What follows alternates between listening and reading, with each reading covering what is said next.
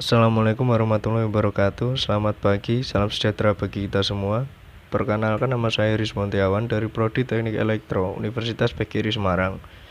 Hari ini saya akan mempresentasikan hasil penelitian saya yang berjudul Analisa Sistem Pentanaan Kaki Menara Saluran Udara Tegangan Tinggi atau SUTT 150 kV area Pati Cikulo. Yang pertama, apa yang dimaksud dengan pentanaan? Pentanaan atau grounding merupakan sistem yang umum digunakan di dunia kelistrikan yang bertujuan untuk mengamankan peralatan-peralatan listrik maupun manusia yang berada di sekitar gangguan tersebut. Pentanaan tower adalah perlengkapan pembumian sistem transmisi yang berfungsi untuk meneruskan arus listrik dari badan tower ke bumi. Nilai pentanaan kaki tower harus dibuat sekecil mungkin agar tidak menimbulkan tegangan tower yang tinggi jika terjadi sambaran petir yang dapat mengganggu sistem penyaluran.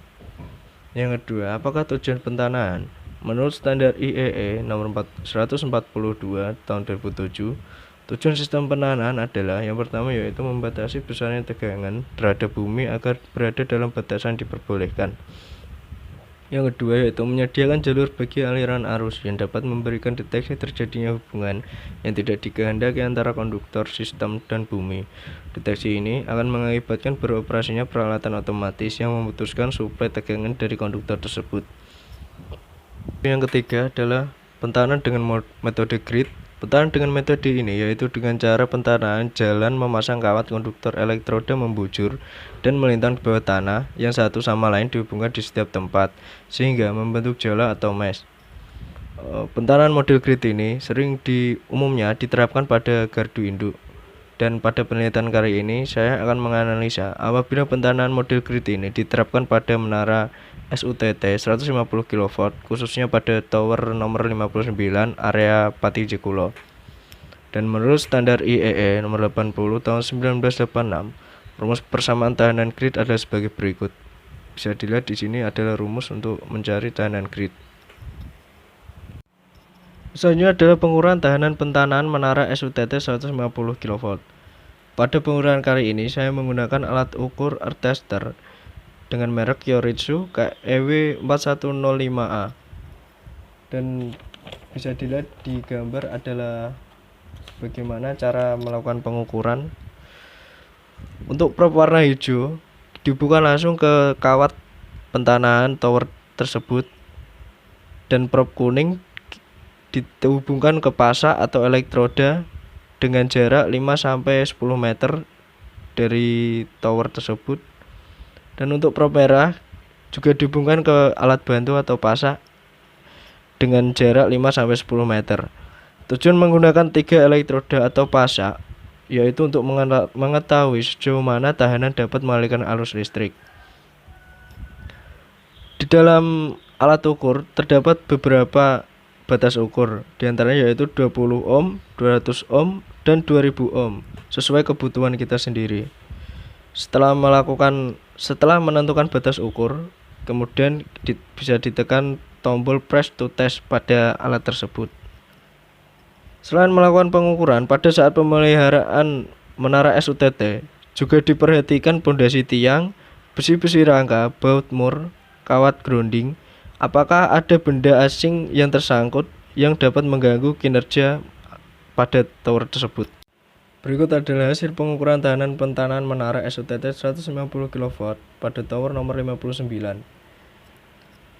Bisa kita lihat pada tabel sebelah kanan hasil pengukuran tahanan tanpa ground root tambahan. Jika pada tower nomor 59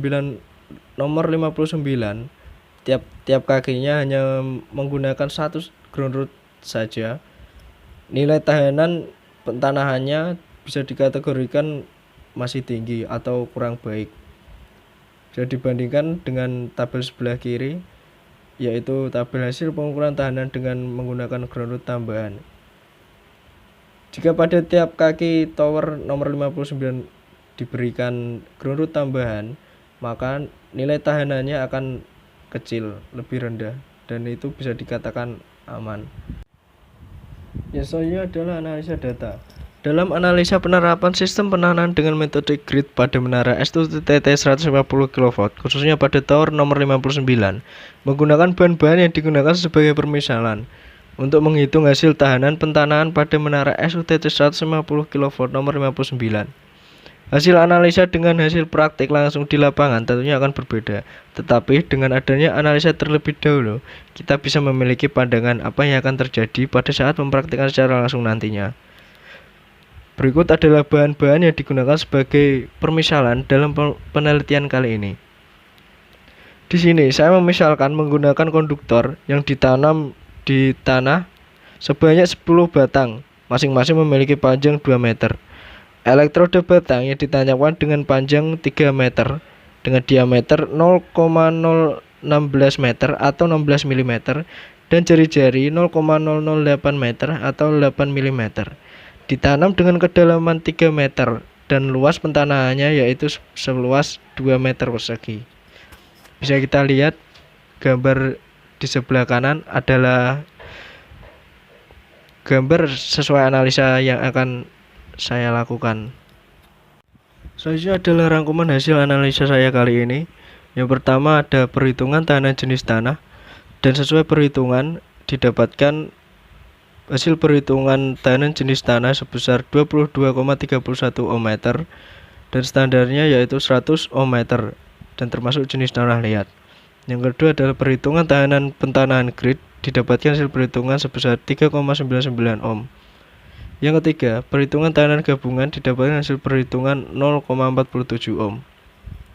Yang keempat yaitu perhitungan arus fibrilasi dengan objek 50 kg didapatkan hasil perhitungan 0,37 ampere dan untuk objek 70 kg didapatkan hasil perhitungan 0,50 ampere. Berdasarkan hasil perhitungan tersebut, pengaruhnya belum dapat dirasakan oleh manusia.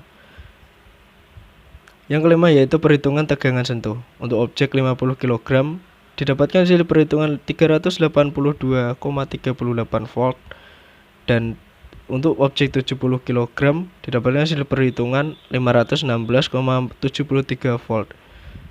Dan untuk standarnya itu masih di bawah standarnya yaitu sebesar 1400 volt dan bisa dikategorikan masih aman.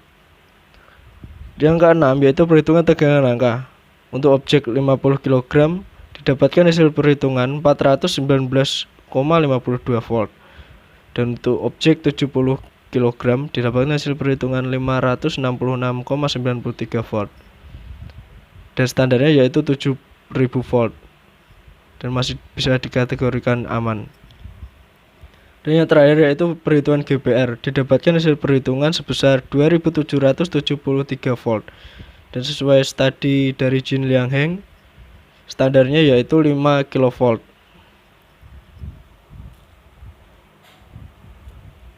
Selanjutnya adalah kesimpulan. Berdasarkan pengukuran yang dilakukan secara langsung di lapangan, tahanan pentanahan pada menara SUTT 150 kV nomor 59 bisa dikatakan baik karena nilai tahanan menara lebih kecil dari 1 ohm dengan menggunakan ground tambahan di tiap-tiap kaki menara.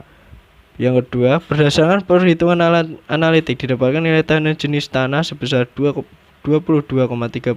ohm dan jika mengacu pada standar yang telah ditetapkan, tahanan jenis tanah pada menara SUTT 150 kV nomor 59 ada jenis tanah liat dengan nilai tahanan 100 ohm meter.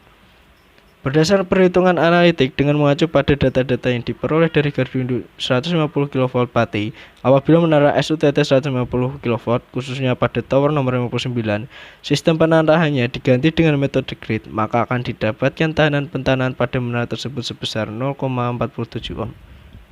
Saran saya, yang pertama yaitu sistem pentanahan dengan metode grid bisa diterapkan pada SUTT maupun SUTET yang memiliki masalah dalam pentanahannya.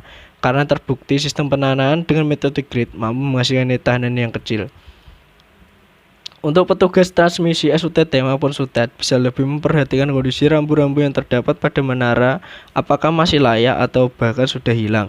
Karena dengan adanya rambu-rambu tersebut dapat mengingatkan manusia yang beraktivitas di sekitar menara untuk lebih berhati-hati. Untuk petugas yang bertugas mengecek menara transmisi mungkin bisa lebih teliti dalam melakukan pengecekan atau pemeliharaan. Karena jika ada kesalahan sedikit yang terjadi pada transmisi tersebut dapat berbahaya terutama untuk warga yang ada di sekitar menara transmisi tersebut. Demikian presentasi dari saya, kurang lebihnya saya mohon maaf. Apabila ada tutur kata atau salah ucap dari saya, mohon dimaafkan. Terima kasih. Wassalamualaikum warahmatullahi wabarakatuh.